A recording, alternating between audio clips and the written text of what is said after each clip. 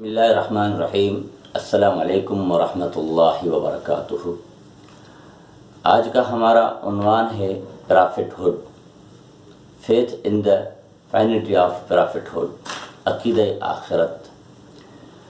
اللہ تبارک و تعالیٰ کی توحید کے اوپر ایمان اور یقین رکھنے کے بعد، اللہ تبارک و تعالیٰ کی ذات اور صفات میں کسی کو شریک نہ ٹھہرانے کے بعد، نبی کریم صلی اللہ علیہ وآلہ وسلم کی رسالت کے اوپر یقین رکھنا لازمی ہے۔ یہ اسلام کا بہت ہی اہم رکن ہے۔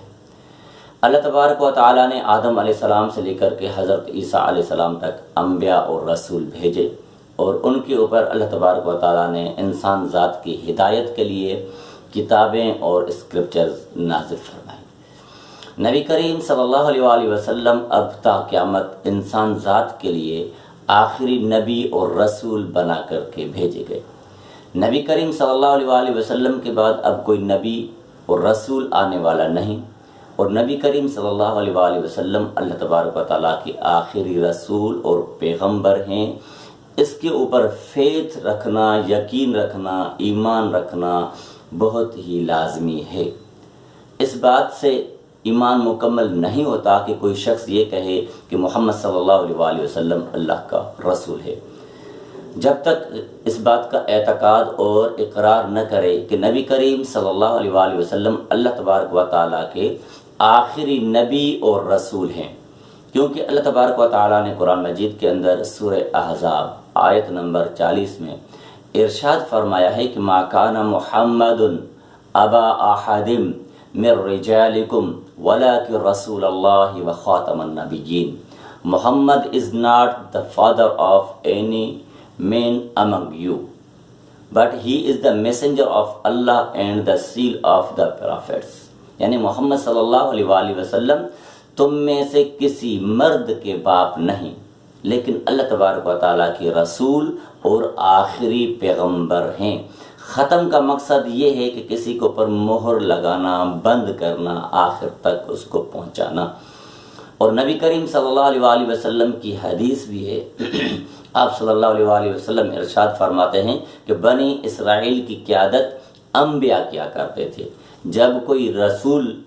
فوت ہو جاتا تھا تو اللہ تبارک و تعالیٰ ان کی جگہ کوئی اور پیغمبر بھیجتے تھے، اور میں اب آخر نبی ہوں، میرے بعد کوئی نبی نہیں آنے والا۔ یہ نبی کریم صلی اللہ علیہ وآلہ وسلم کا فرمان ہے، صحیح بخاری کے اندر کتاب مناقب کے اندر۔ اور ایک اور روایت ہے جس کو جامع ترمذی، امام ترمذی رحمۃ اللہ علیہ نے حدیث میں ذکر کیا ہے، حدیث نمبر 2219 ہے۔ اس کے اندر امام ترمذی نے نبی کریم صلی اللہ علیہ وآلہ وسلم کی روایت ذکر کی ہے کہ آپ صلی اللہ علیہ وآلہ وسلم ارشاد فرماتے ہیں وَإِنَّهُ سَيَكُونُ فِي أُمَّتِي 30 كَذَّابُونَ، یعنی میری امت میں 30 جھوٹے دجال انسان پیدا ہوں گے جو نبوت کی دعویٰ کریں گے۔ کلہم یزعم انہ نبی، ان میں سے ہر شخص یہ دعویٰ کرے گا کہ وہ اللہ کا نبی ہے، اللہ کا رسول ہے، لیکن نبی کریم صلی اللہ علیہ وسلم فرمایا وَأَنَا خَاتَمُ النَّبِيِّينَ لَا نَبِيَّ بَعْدِي، میں آخری پیغمبر ہوں، final messenger of Allah, last messenger of Allah ہوں، میں آخری پیغمبر ہوں، میرے بعد کوئی نبی آنے والا نہیں۔ ان آیات اور احادیث سے مسلمانوں کے عقیدے کو یہ باتیں مضبوط کرتی ہیں کہ نبی کریم صلی اللہ علیہ وآلہ وسلم کے بعد اب تا قیامت کوئی نبی اور رسول آنے والا نہیں۔ نبی اور رسول کی جو ضرورت ہوتی ہے وہ کب ہوتی ہے؟ The prime need of sending an apostle, یعنی پیغمبر کے بھیجنے کی جو ضروریات ہوتی ہیں، اللہ تبارک و تعالیٰ پیغمبر کب بھیجتے ہیں، وہ ضرورتیں کون سی ہوتی ہیں، اس کے حوالے سے پہلی ضرورت یہ ہوتی ہے کہ کسی قوم کی طرف اللہ تبارک و تعالیٰ نے پہلے کوئی نبی نہ بھیجا ہو، اس صورت میں نبی کے آنے کی ضرورت رہتی ہے۔ نمبر 2، کسی قوم کی طرف، کسی خطے کی طرف کوئی نبی نہ بھیجا گیا ہو اور نہ کسی نبی کی تعلیمات پہنچی ہوں۔ اگر کسی نبی کی تعلیمات پہنچی ہوں تو وہ غیر مکمل ہوں، ان تعلیمات کو لوگوں نے رد و بدل اور چینج کر دیا گیا ہو، تبدیل کیا گیا ہو، تو اس صورت میں ان تعلیمات کے اوپر عمل کرنا ناممکن ہو، تو اس صورت میں اللہ تبارک و تعالیٰ نبی اور رسول بھیجتے ہیں۔ اور نمبر تیسری چیز یہ ہوتی ہے کہ اللہ تبارک و تعالیٰ کسی قوم کی طرف، کسی خطے، کسی علاقے کی طرف کوئی نبی بھیجتے ہیں، اس نبی کی جو مشن اور جو پیغام ہے وہ غیر مکمل ہوتا ہے، تو اللہ تبارک و تعالیٰ اس پیغام کو مکمل کرنے کے لیے کوئی اور نبی بھیجتے ہیں۔ اور آخری اور چوتھی جو ضرورت ہوتی ہے، نیڈ جو ہوتی ہے، وہ یہ ہوتی ہے کہ اللہ تبارک و تعالیٰ کسی نبی کی ہیلپ کے لیے، کسی نبی کی مدد کے لیے اللہ تبارک و تعالیٰ کوئی نبی بھیجتے ہیں۔ اب یہ چاروں چیزیں نبی کریم صلی اللہ علیہ وآلہ وسلم کے اوپر رکھ کر کے ہم دیکھتے ہیں کہ نبی کریم صلی اللہ علیہ وآلہ وسلم کی جو تعلیم ہے وہ مکمل ہے۔ اس تعلیم کے اندر کسی قسم کا کوئی رد و بدل، کوئی تبدیلی واقع نہیں ہوئی ہے۔ نبی کریم صلی اللہ علیہ وآلہ وسلم نے جو قرآن مجید اس وقت آپ صلی اللہ علیہ وسلم نے صحابہ کو پڑھایا اور صحابہ کو ہینڈ اوور کیا تھا، وہ آج تک اسی صورت کے اندر موجود ہے، اور اس قرآن مجید کی حفاظت کی ذمہ داری اللہ تبارک و تعالیٰ نے اپنے سر لی ہے۔ انا نحن نزلنا الذکر وانا لہ لحافظون، یعنی یہ قرآن مجید ہم نے نازل کیا ہے اور اس کی حفاظت کی ذمہ داری بھی ہماری ہے۔ تو یہاں پر یہ سوال ہی پیدا نہیں ہوتا کہ اس کتاب کے اندر کسی قسم کی کوئی رد و بدل کی جائے یا اس کے اندر کسی قسم کی کوئی کمی بیشی کی جائے۔ تو یہ مکمل کتاب ہے، یہ مکمل ہدایت ہے جو اللہ تبارک و تعالیٰ نے نازل فرمائی، اور اس میں کسی رد و بدل کی کوئی توقع بھی نہیں رکھی جا سکتی، کیونکہ اللہ تبارک و تعالیٰ نے ان کی حفاظت کی ذمہ داری لی۔ اور اللہ تبارک و تعالیٰ نے قرآن مجید کے اندر سورہ انبیاء آیت نمبر 107 میں ارشاد فرماتے ہیں کہ وَمَا أَرْسَلْنَاكَ إِلَّا رَحْمَةً لِّلْعَالَمِينَ، یعنی نبی کریم صلی اللہ علیہ وآلہ وسلم سے پہلے جتنے بھی پیغمبر اور رسول گزر چکے، ان کو اللہ تبارک و تعالیٰ نے مخصوص خطے کے لیے بھیجا تھا، ٹائم پیریڈ کے لیے تھے وہ لوگ، اس مخصوص علاقے میں ان کی دعوت کا مرکز و محور ہوا کرتا تھا۔ مگر نبی کریم صلی اللہ علیہ وآلہ وسلم کو اللہ تبارک و تعالیٰ نے پوری کائنات کے لیے نبی اور رسول بنا کر کے بھیجا۔ وما ارسلناک الا رحمۃ للعالمین، یعنی آپ صلی اللہ علیہ وآلہ وسلم پوری انسان ذات کے لیے نبی اور رسول بنا کر کے بھیجے گئے۔ اب نبی کریم صلی اللہ علیہ وآلہ وسلم کے بعد کسی نبی کی ضرورت نہیں، کسی کتاب کی ضرورت نہیں، کسی پیغمبر کی ضرورت نہیں، کیونکہ اللہ نے خود کہا ہے وما ارسلناک الا رحمۃ للعالمین، اور یہ پورے کائنات کے لیے نبی اور رسول ہیں۔ اور اس کے ساتھ ساتھ اللہ تبارک و تعالیٰ نے آپ صلی اللہ علیہ وآلہ وسلم کے حوالے سے یہ فرمایا کہ وَلَٰكِن رسول اللہ وخاتم النبیین، یہ اللہ کے نبی اور آخری پیغمبر ہیں۔ نبی کریم صلی اللہ علیہ وآلہ وسلم کے دور میں کچھ لوگوں نے، کم بخت لوگوں نے نبی کریم صلی اللہ علیہ وآلہ وسلم کی موجودگی میں نبوت کا دعویٰ کیا تھا۔ ان میں سے ایک شخص ہے، اس کا نام تاریخ کے اندر ملتا ہے اسود عنسی۔ یہ یمن کے علاقے صنعاء کا رہائشی تھا، عنس قبیلے کا سردار تھا، اور اس کا نام ابحلہ تھا۔ رنگ کا کالا تھا، اس لیے لوگ اس کو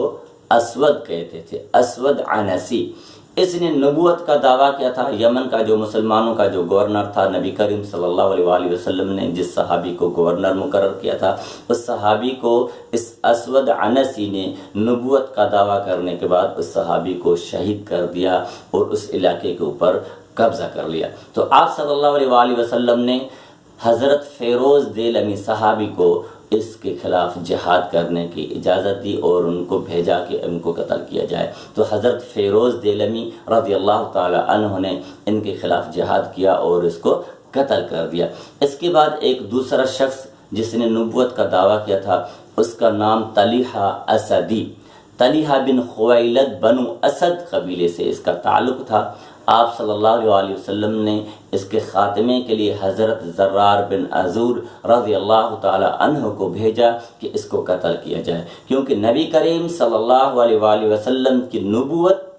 آپ صلی اللہ علیہ وآلہ وسلم کی نبوت جو ہے وہ پوری انسان ذات کے لیے آخری ہے، اور آپ صلی اللہ علیہ وآلہ وسلم کے بعد اب کوئی نبی کوئی رسول آنے والا نہیں ہے۔ اس لیے آپ صلی اللہ علیہ وسلم نے اپنی موجودگی میں ہی ایسے لوگوں کو قتل کرنے کا حکم دیا تھا جنہوں نے نبوت کا دعویٰ کیا تھا۔ ان میں سے ایک تیسرا شخص تھا مسیلمہ کذاب۔ اس کو کون نہیں جانتا؟ جو تاریخ کا مطالعہ کرتے ہیں، جو تاریخ کے طالب علم ہیں، اسٹوڈنٹ ہیں، جو پڑھتے ہیں، تو مسیلمہ کذاب نے نبی کریم صلی اللہ علیہ وآلہ وسلم کی موجودگی میں آپ صلی اللہ علیہ وسلم کو کہا تھا کہ میں بھی آپ کی نبوت میں آپ کے بعد شریک ہوں۔ تو آپ صلی اللہ علیہ وآلہ وسلم کا انتقال ہو گیا، آپ صلی اللہ علیہ وسلم نے رحلت فرمائی، تو آپ صلی اللہ علیہ وآلہ وسلم کے بعد جو مسلمانوں کا پہلا خلیفہ آتا ہے حضرت ابو بکر صدیق رضی اللہ تعالی عنہ نے، تو حضرت ابو بکر صدیق رضی اللہ تعالی عنہ نے مسیلمہ کذاب کے خلاف اس سے لڑائی کرنے کے لیے، اس سے جہاد کرنے کے لیے اکرمہ بن ابی جہل کو بھیجا۔ اس کے بعد ان سے لڑنے کے لیے شرحبیل بن حسنہ رضی اللہ تعالی عنہ کو بھیجا، اور آخری لشکر حضرت خالد بن ولید رضی اللہ تعالی عنہ کی سربراہی میں بھیجا، کیونکہ یہ مضبوط قبیلہ بنو حنیفہ قبیلے سے تعلق رکھتا تھا، مضبوط قبیلہ تھا، اس لیے ان سے جہاد کے لیے حضرت خالد بن ولید رضی اللہ تعالی عنہ کو بھیجا، اور مسیلمہ کذاب کے ساتھ لڑتے لڑتے مسلمانوں نے، صحابہ کرام میں سے تقریباً 1200 صحابیوں نے، 1200 مسلمانوں نے شہادت نوش فرمائی تھی۔ اور مسیلمہ کذاب کو اس شخص نے قتل کیا تھا جس نے نبی کریم صلی اللہ علیہ وآلہ وسلم کے چچا حضرت حمزہ رضی اللہ تعالی عنہ کو جنگ